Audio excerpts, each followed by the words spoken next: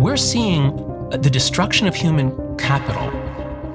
Le format court est en train de détruire le cerveau d'une génération entière et ce sera irrattrapable pour les jeunes. Ce n'est pas moi qui le dis, c'est Jonathan Haidt qui est chercheur en psychologie sociale et professeur à la Stern School of Business de New York. Il est aussi connu pour être le principal inspirateur de la nouvelle loi australienne qui interdit les réseaux sociaux pour les moins de 16 ans. Cette semaine, il est passé dans l'un des plus gros podcasts américains, Diary of a CEO, pour parler du contenu court, de son effet sur nos cerveaux et surtout sur celui des plus jeunes. Alors si tu as moins de 20 ans, je te conseille d'écouter attentivement la suite de cette vidéo. Haidt explique qu'aujourd'hui, 93% des enfants vont jusqu'à s'endormir en scrollant sur les réseaux sociaux. Et c'est extrêmement grave à cause de quelque chose qu'on appelle la neuroplasticité. C'est la capacité du cerveau à se formater en fonction des expériences. Concrètement, quand vous regardez du contenu court, vous apprenez à votre cerveau à être plus feignant, à utiliser moins de matière grise et vous déréglez complètement votre système de récompense en lui donnant de la dopamine facile. Et ça, c'est encore plus grave chez les enfants parce que c'est une période durant laquelle le cerveau est formaté à vie. Pour les adultes dont le cerveau est déjà bien formaté, vous avez de la chance parce que vous pouvez encore vous détoxifier en quelques semaines. C'est ce qu'on appelle une cure de dopamine.